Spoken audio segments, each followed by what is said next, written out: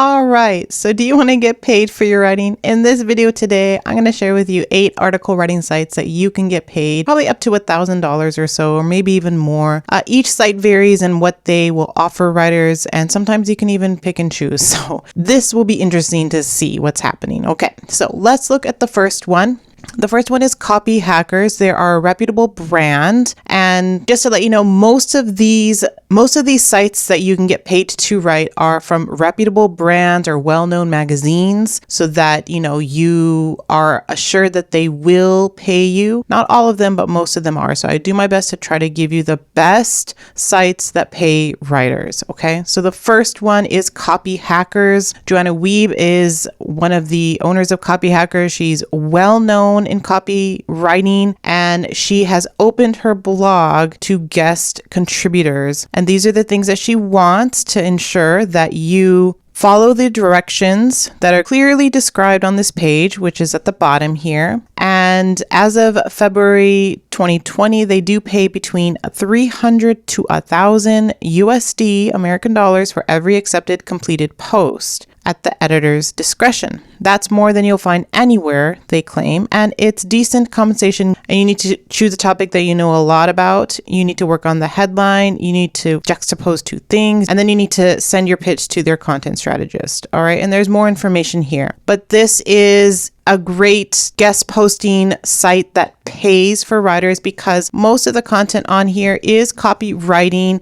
it is marketing, it is business oriented. So if that's sort of your spiel, if that's what you want to do, then I would strongly consider you pitch your guest pitch to Copy Hackers. The next site that pays is Wellbeing. They are an Australian, I believe, magazine. Yep, AU. So you can look and see what it looks like on the front end here. So it looks like a publication or a magazine, and they feature content. It looks like that's healthy living here because it is called Wellbeing. And here are the magazines here. So they do recipes. It looks like there's a lot of potential here if you're a health writer. They do pay, this is in Australian dollars, $600 to $700 for their feature articles, up to $750 for their travel articles, up to $1,700 for special reports. So ideally you do want to live in Australia to pitch to this magazine. And then any real life experiences is $150. All right. Looks like article length is up to 2,000 words, minimally 800 words. And this sheet gives you the submission guidelines so that you can write for Wellbeing. I do not know if you need to be Australian. I just suggest that just because if you want to do like the travel pieces or the special reports, it's probably based in Australia. All right, the next place to get paid to write as a freelance writer is Michelle Pippen. She is a person or an entrepreneur that speaks to women entrepreneurs. So ideally, I would think she would want female writers or a writer that speaks to women entrepreneurs. So if that's you, then you can pitch to Michelle Pippen. You can look at the blog here, and it says here, the daily hustle for women entrepreneurs, exactly what I was mentioning here. So she has content that she's been writing here. Why Women Who Wow memberships is so powerful for our members, behind the scenes of her life back then. So it is a personal blog, but I'm sure she does have contributors. So here is her contributor page, and you have to pay attention to the stuff in red. What she's really wanting is expertise. An expert writer says do not apply if you do not have a very strong or very solid grasp of the English language. So she wants firsthand experience of someone who speaks English. She's looking for experts with that firsthand experience about a topic. She does not want a freelance writer who writes about anything. I want to share real world expertise or experience from other business owners. And it says we are business catering to women entrepreneurs. I do not require articles written about anything else. And then she's also making sure that the content must be original, that she will check. Most likely, she will probably check to see if it's AI written. A lot of these guest contributor sites now that pay writers are probably going to run your article through Originality AI, Content at Scale AI detector, whatever detector program that they use, they're going to run your post. So my suggestion is that if you're going to get paid to write for these places, once you finish your article and before you submit the piece, I would run it through several places and put that on your post that you did the work, and they can do it again. And you can also note that your Grammarly score, if you use Grammarly, which I suggest you use Grammarly for your client pieces and for guest contributor pieces, Grammarly is an AI tool. So when you run your post through Grammarly and you accept those changes, it is AI output. If you run your post completed with the Grammarly editing, it will have some AI in there. So run it before Grammarly, run it after Grammarly. Note that in your content piece so that they know that, or in your email, that you did all this due diligence for your content pieces, especially for this person because she is a person, an entrepreneur. This is not a business or magazine with several people looking at your content.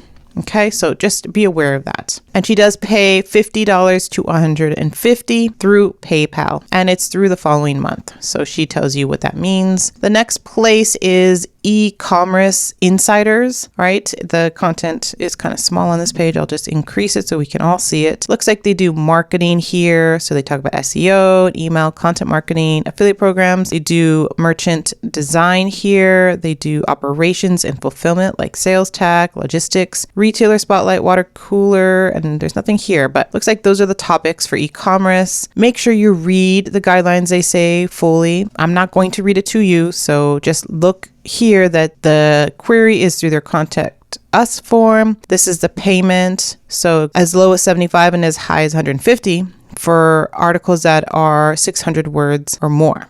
Okay, so looks like you can submit your samples here, your pitch, brief background. They don't want the complete post here. Okay, so there's this place. If you are an e-commerce writer and you need to build your portfolio, then check this one out. The next one is Family Fun, which is a magazine. And so this is the page where they have their submission guidelines. So Family Fun is the country's #1 magazine for families with children ages 3 to 12. So if you want to be a parent writer, even a health writer, you can target your content for parents. Okay, if you have a niche that you can target your content for parents, like a tech writer, for example, you can write about educational apps or things like that. So they want you to familiarize yourself with their magazine. So go ahead and search Family Fun magazine, read a couple of articles there, and then read through this. It says here that they want content lengths between 850 to 3,000 words, and they pay up to $1.25 per word. This is a legit magazine that will pay.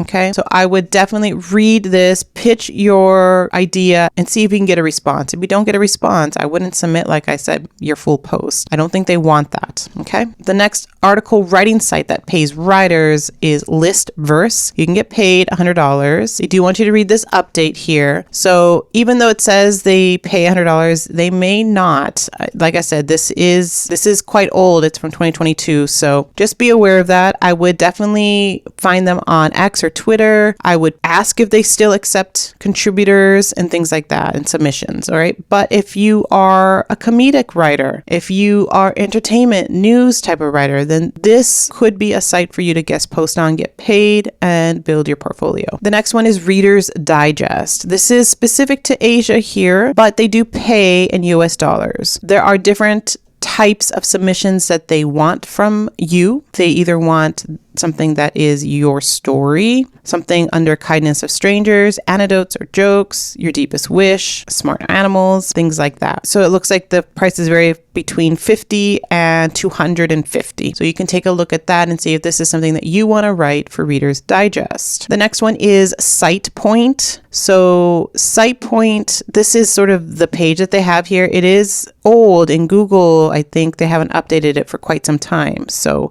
just be aware of that. that they do. You look at the type of content that they do. It's We Develop Elite Developers, so it's a developer blog. You can look that they talk about AI, JavaScript, computing, design and UX, HTML and CSS. There's an entrepreneur section. Again, if you are in the digital marketing, tech writing, you want to write about entrepreneur stuff, business stuff, this might be a nice little silo for SitePoint. Or if you want to dive into the tech writing, you can do stuff about WordPress, AI, things like that. So there's a lot of categories you can get into for writing for SitePoint, right? So this is what they have. When you click on the pitch form, it just has here, become a writer at SitePoint. You fill in information, and then in pricing, they have a drop-down menu, and it looks like you can write for free if you decide to, or these prices. All right. So like I said in the beginning of this video, some places will have you choose what you want to get paid. So that's something to consider. Those are the websites you can get paid to write. If you're a brand new writer, make sure that you have the expertise in that topic to pitch to them. Consider writing personal narratives, personal stories for some of these sites, and make sure that you get some communication back before submitting your work to them. I strongly feel that, some of these sites might have old content, and so you just need to remind them. This happened to me with GoDaddy. GoDaddy does allow contributors. They don't pay, they just allow contributors, but their page on their site is old, and I had to do some finagling to find the right person to speak to so that I can guest post on them. And they ended up seeking me out anyways, and now I write for them and I get paid. They're a client of mine. All right, so these places may end up hiring you. Reader's Digest may end up hiring you, or Be Michelle Pippen may end up hiring you to ghostwrite for her or to be a voice on her blog. You never know. All right, so treat these as clients. If you have any questions, let me know in the comments below. Otherwise, I want you to check out this video of 9 sites that pay up to $300. So there's even more sites that you can look into so that you can build a rich portfolio and get paid doing it. All right, like this video, give it a thumbs up, and I will see you in the next video.